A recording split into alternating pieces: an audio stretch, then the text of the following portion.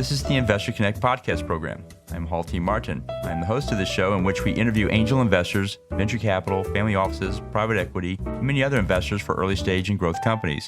I hope you enjoy this episode.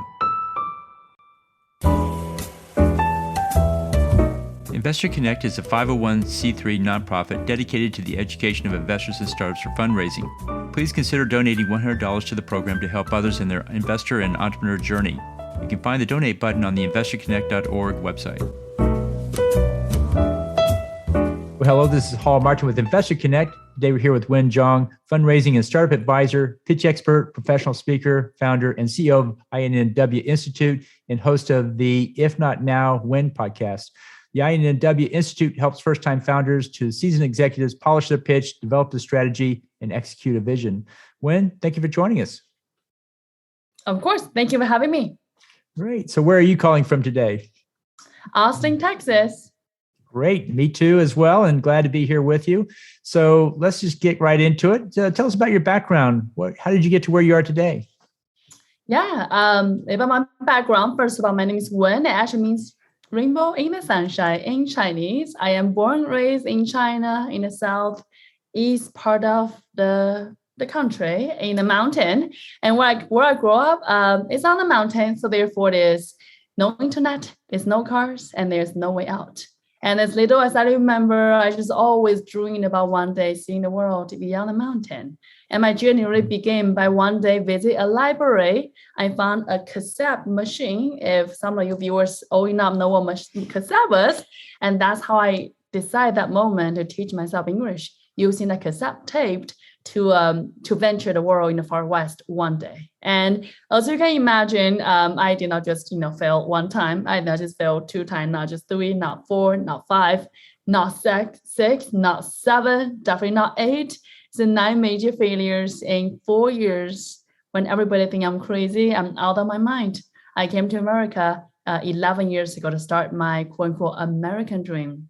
And from there, long story short, I first had my master's degree in advertising marketing from University of Illinois, Urbana-Champaign, which is in Midwest. And then from there, I spent about 5 years in the Chicago area doing startup.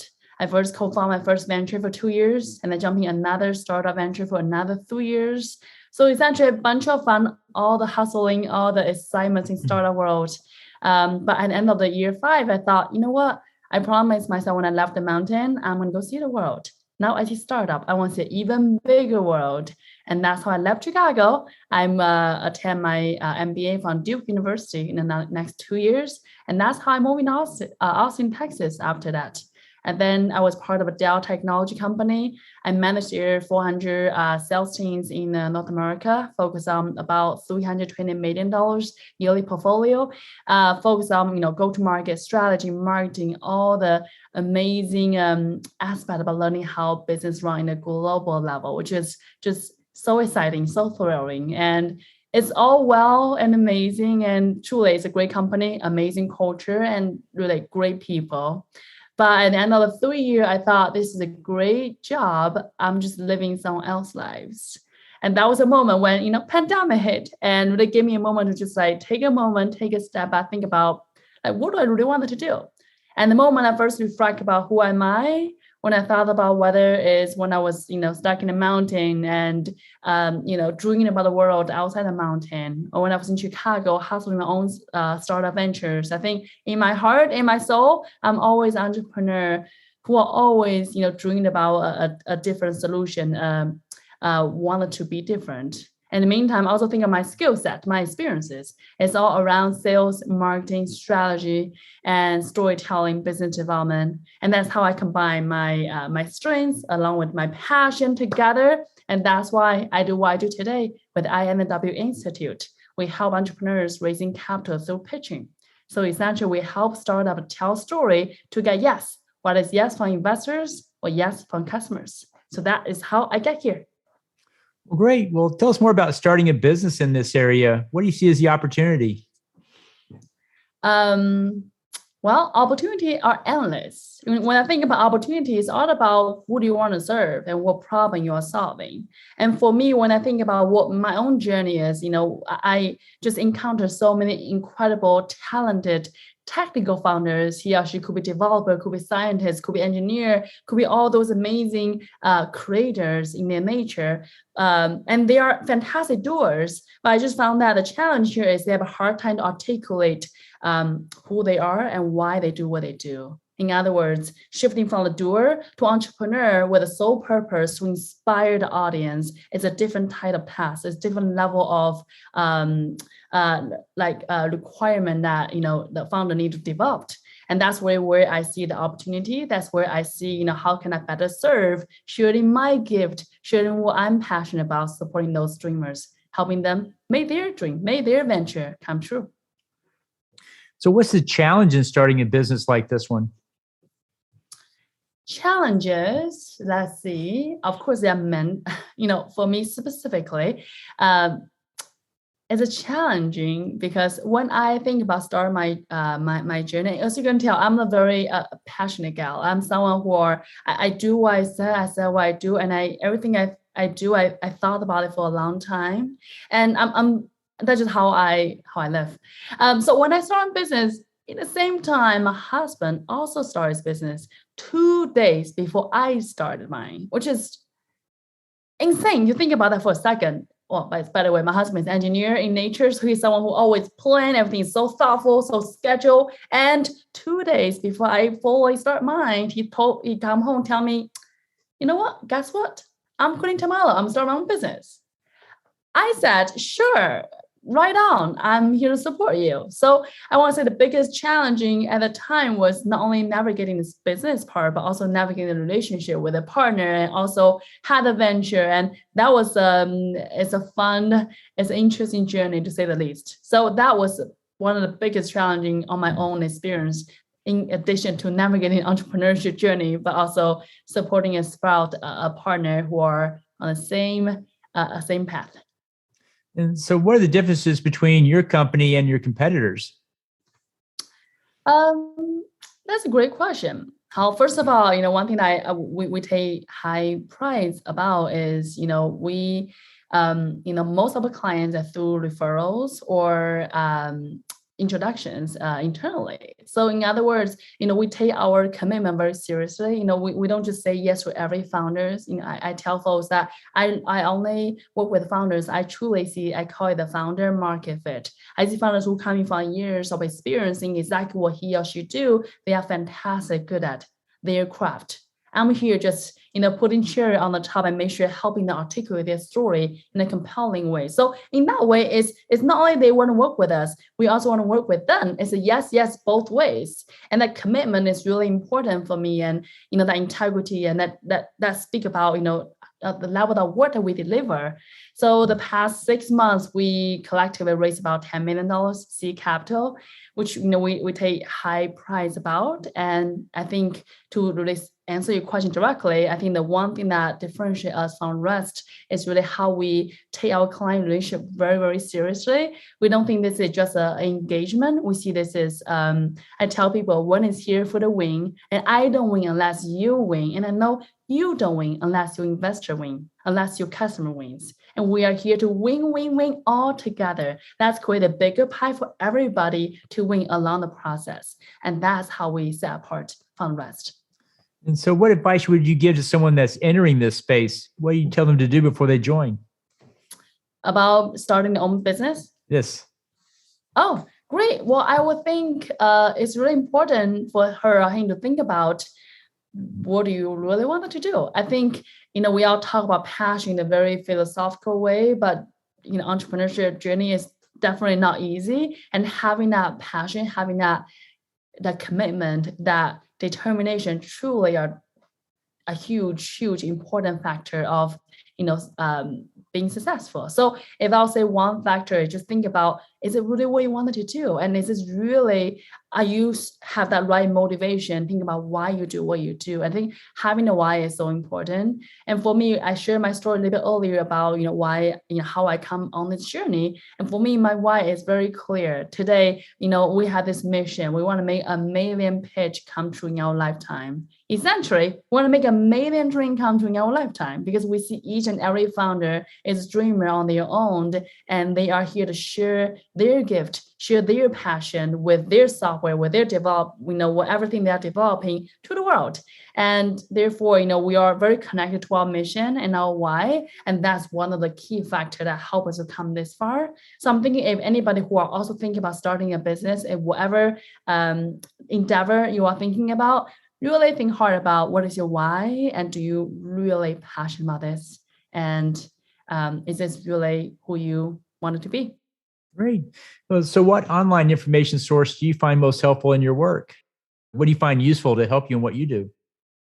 Well, for me, I talk to people and I tell myself, I see there are three types of talent in the world. There are three types. To quickly mention it. First type I call it someone who's visionary, who has this, incredible talent to see things from nothing to something, have this incredible mind about, making things happen, have tons of idea, have tons of vision. That is one type of person. A second type of, talents, I call it people. And there are someone like myself who love connecting with people, sales, conversation, strategies come easy for people like us. And the third type of person, I call it operational geniuses. That person think in spreadsheet, think in process. If I say, let's build a spaceship, you're going to say, great one. There are 3 steps to get there next year. And that person is thinking things in a structured way. So, if you think about any successful business, any successful endeavor, it requires that 3 triangle, have someone set the vision, somebody break it into pieces, how to get there, and another person share the idea with the world. And because of my gift, my nature, I am someone who thrive with a conversation with people. So therefore, I think, one of the biggest pieces that, really set me apart is, I talk to people. I know what's happening in the world, in the industry. And, because what I do is specifically help people, help businesses do storytelling. So understanding people, understanding story is really, really critical for me. If I can really pick like 1 or 2 things in terms of like online, learning I watch a lot of movies. I analyze them. I figured out why it's a good story. I also love to read on my spare time. I love to know how do they make such a quote unquote boring story, make it exceptional? How do you make people, I call it a hook, right? How do you hook? How do you attain people's attention in a prolonged of time? So I love the craft of the storytelling. And today, I love to marry that with a storytelling piece with a business insight put together. I think it's a perfect pitch. So hope that answers your question. Sure. Well, you see a lot of businesses out there, new business models, technologies, and markets. If you could start a business tomorrow, what would that business be? Well, we are actually launching an accelerator in the next 3 months.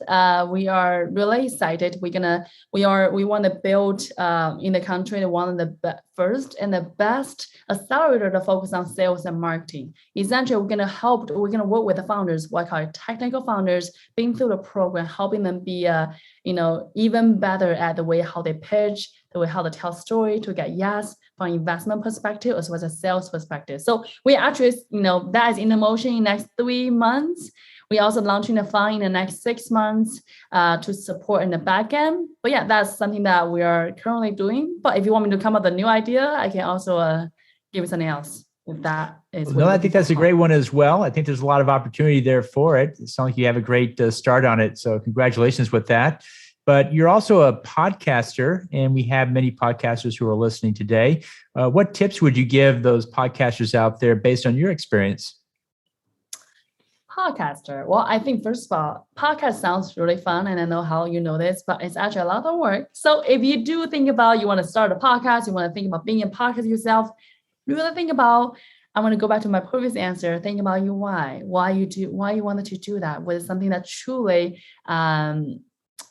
inspired you? And for me, I say that because for me, I do my podcast because it's really inspired me to get to know the entrepreneurship stories. I can understand the story behind the scene and not just all the glamours, all the amazing, all the rainbow in the sunshine, but also behind the scene, all the downs, all the everything in between. And I found for me, when I tell the story, when I hear people tell their authentic story, it just connect and unite all of us. And I think within the presence of story, there's no division within our human beings, whether gender, race, whatever you name it. So that's why I love doing my podcast. I love in the long form format, which you all have to think about. It's a long form, it's a short form. Mine's an hour time, and really dip into people's story, understand not only why, what choices they made, but why they made those choices. And those are important for me. And I would advise anyone who want to start your own podcast, think about really why you want to start your podcast. And with that why, think about the format, what that might look like, short form, long form, gonna be Zoom, gonna be in person, all different dynamic. And also don't forget there's an entire production go above that, right? You also think about the engineering, the editing, the posting, the show note, all the fun things. So if you do want to start a podcast, really take a moment to think about the whole process and see if that's still really aligned with your goal and your intention. Well, great. Thank you for that advice. And in the last minutes that we have here, what else should we cover that we haven't? Well, there's so much we already have covered. I do want to mention, I also do improv on the side as well. I regularly perform in the downtown theater in Austin, Texas. I love theater. I love the art of telling a story, as you can tell. I love the collaboration. And yeah, I regularly on the stage. That's what I do for fun. Yeah, that's all about me. That's great. Improv is a lot of fun and certainly gets the creative juices flowing. So it sounds like you're having a lot of fun with it. I do. I think life is all about having fun, isn't it? We are all finding our gift, our things that we hold in dear in our heart, and we are having fun along the journey. And that's all life is about, in my opinion. That's great. So how best for listeners to get back in touch with you? Yeah, so find me on LinkedIn, my website, my email address. I'm pretty easy to find. Great. We'll put that in the show notes. I want to thank you for joining us today and hope to have you back for a follow-up soon. Of course. Thank you so much, Hal, for having me. Investor Connect helps investors interested in startup funding. In this podcast series, experienced investors share their experience and advice. You can learn more at investorconnect.org. Hall T. Martin is the director of Investor Connect, which is a 501c3 nonprofit dedicated to the education of investors for early stage funding. All opinions expressed by Hall and podcast guests are solely their own opinions and do not reflect the opinion of Investor Connect. This podcast is for informational purposes only and should not be relied upon as a basis for investment decisions.